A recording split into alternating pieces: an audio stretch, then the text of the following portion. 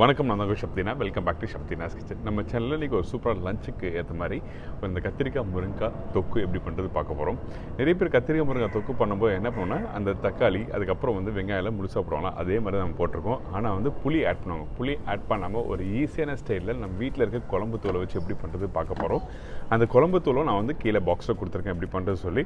இப்போது இன்றைக்கி இந்த டிஷ்ஷுக்கு தேவையான பொருட்கள் பார்த்தலாமா? கத்திரிக்காய் முருங்காய் தொக்கு தேவையான பொருட்கள்: முருங்காய் 4 நம்பர், கத்திரிக்காய் 10 நம்பர், நல்லெண்ணெய் தேவையான அளவு, பூண்டு 20-25 பல், கடுகு 1/4 டீஸ்பூன், வெந்தயம் சிறிதளவு, கருவேப்பிலை தேவையான அளவு, வெங்காயம் 2, தக்காளி 3, மஞ்சத்தூள் சிறிதளவு, குழம்புத்தூள் 2 ஸ்பூன், தேங்காய் பேஸ்ட் 2 பத்தை, உப்பு தேவையான அளவு. இதாங்க இந்த ப்ரிப்ரேஷன் தேவையான பொருட்கள். இப்போது ஒரு சட்டியில் நான் கொஞ்சம் நல்லெண்ணெய் ஆட் பண்ணியிருக்கோம். நல்லெண்ணெய் அதாவது ஒரு 2 ஸ்பூன் அளவுக்கு நல்லெண்ணெய்.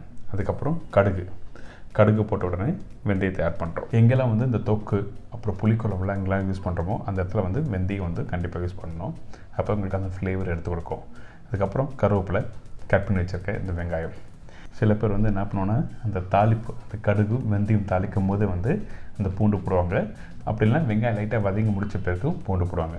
நான் வெங்காயம் லைட்டாக வதக்கி முடித்த பிறகு பூண்டு ஆட் பண்ணியிருக்கேன். ஒரு வித்தியாசம் எதுவுமே இல்லை. பூண்டு சில பேர் அந்த கார்லிக் ஃப்ளேவர் அந்த ஆயிலில் போடும்போது அது ஸ்ட்ராங்கான ஃப்ளேவர் வரும். இந்த மாதிரி போட்டோன்னா கொஞ்சம் அந்த ஃப்ளேவர் கம்மியாக வரும். அதனால தான் இந்த பூண்டு இப்போ ஆட் பண்ணிவிட்டு அதுக்கப்புறம் தக்காளியும் ஆட் பண்ணியிருக்கோம். தக்காளி இந்த மாதிரி தொக்குலாம் நீங்கள் பண்ணும்போது கண்டிப்பாக கொஞ்சம் தக்காளி கொஞ்சம் முழுசாக கட் பண்ணி போட்டிங்கன்னா உங்களுக்கு அந்த ப்ரிப்ரேஷன் கம்ப்ளீட் ஆகி வரும்போது கொஞ்சம் தக்காளி தெரிய வரும். ஸோ அதனால தான் இந்த ப்ரிப்ரேஷனுக்கு தக்காளி கொஞ்சம் பெருசாக க்யூப்ஸ் கட் பண்ணி போட்டிருக்கோம். அதுக்கப்புறம் உப்பு போட்ட உடனே மஞ்சத்தூள் ஆட் பண்ணுறோம். மஞ்சத்தூள்லாம் போட்டோன்னே ஜஸ்ட் லைட்டாக சோத்தை பண்ணி முடிச்ச பிறகு இது ஒரு ஈஸியான ஸ்டைலில் வீட்டில் எப்படி பண்ண முடியும், ஒரு ஹோட்டல் ஸ்டைலில் பண்ணுறதோட ஒரு வீட்டில் எப்படி நம்ம குழம்பு தூள் வச்சு பண்ண முடியும்னு சொல்லிட்டு இன்றைக்கி உங்களுக்கு சொல்லி கொடுத்துருக்கேன். இப்போ அதுக்கப்புறம் இந்த முருங்காய் ஒரு பெரிய 4 முருங்காய் நல்ல காம்பு, அதாவது அந்த தோலெல்லாம் பீல் பண்ணிவிட்டு அதுக்கப்புறம் டேரெக்டாக ஆட் பண்ணுறோம். இது என்னோடய வீட்டு முருங்காய், கடையில் வாங்கின முருங்காய் இல்லை, என்னோடய வீட்டு முருங்காய். ஸோ இந்த முருங்காய் நான் இன்றைக்கி இந்த தொக்கில் யூஸ் பண்ணுறோம். இதுக்கப்புறம் இந்த கத்திரிக்காய் ஒரு 1/4 கட் பண்ணிவிட்டு அதுக்கப்புறம் காம்பு லைட்டாக கட் பண்ணிவிட்டு அப்படியே போய் ஜஸ்ட் லைட்டாக டாஸ் பண்ணுறோம். வெறும் மஞ்சத்தூள் அதெல்லாம் போட்டு பார்த்திங்கன்னா அந்த தாளிப்பு, வெங்காயம், தக்காளி, அதுக்கப்புறம் மஞ்சத்தூள், இந்த கத்திரிக்காய் முருங்காயோட போட்டு நல்லா மிக்ஸ் பண்ணினா உங்களுக்கு ஜஸ்ட் லைட்டாக சோத்தை பண்ணி முடிச்ச பிறகு நம்ம வீட்டில் இருக்க குழம்புத்தூள், இந்த குழம்புத்தூள் எப்படி பண்ணுறது சொல்லி நான் பாக்ஸில் கீழே கொடுத்துருக்கேன். கண்டிப்பாக நீங்கள் ட்ரை பண்ணி பாருங்கள். எல்லார் வீட்டில் குழம்புத்தூள் இருக்கும். சில பேர் வீட்டில் தான் மிளகாத்தூள், தனியாத்தூள் பிரித்து வச்சுருப்பாங்க. ஆனால் நம்ம கிராமத்துல எல்லாம் குழம்புத்தூள் தான் வச்சுருப்பாங்க.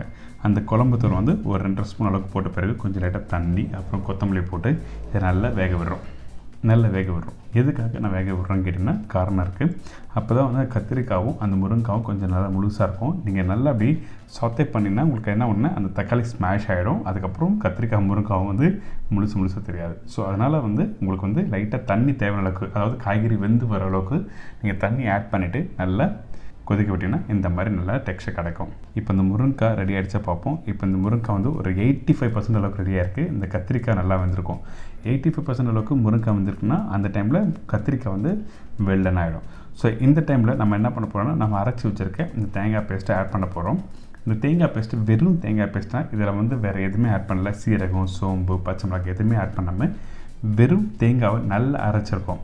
அதாவது அரைக்கிறதுனா 80% 90% இல்லை 100% நல்லா அரைச்ச அந்த தேங்காய் பேஸ்ட்டை இந்த கத்திரிக்காய் முருங்காயோட போட்டு நல்லா மிக்ஸ் பண்ணுங்கள்.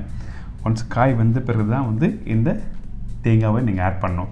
காய் வேகாமல் நீங்கள் போட்டிங்கன்னா அந்த தேங்காய் குக் பண்ண அந்த டேஸ்ட் மாறும். அதனால தான் காய் வெந்த பிறகு தேங்காய் பேஸ்ட் இதில் ஆட் பண்ணியிருக்கோம்.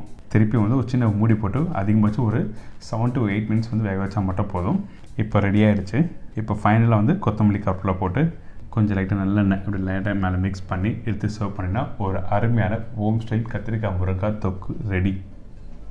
ஏன்னா இந்த கத்திரிக்காய் முருங்காய் தொக்கு எப்படி பண்ணுறது இப்போ எல்லாருக்கும் ஈஸியாக தெரிஞ்சிருக்கும். கண்டிப்பாக வீட்டில் ட்ரை பண்ணி பாருங்கள். இதே மாதிரி நாளைக்கு இன்னொரு சூப்பர் ரெசிபி சந்திக்கிறேன். பாய்.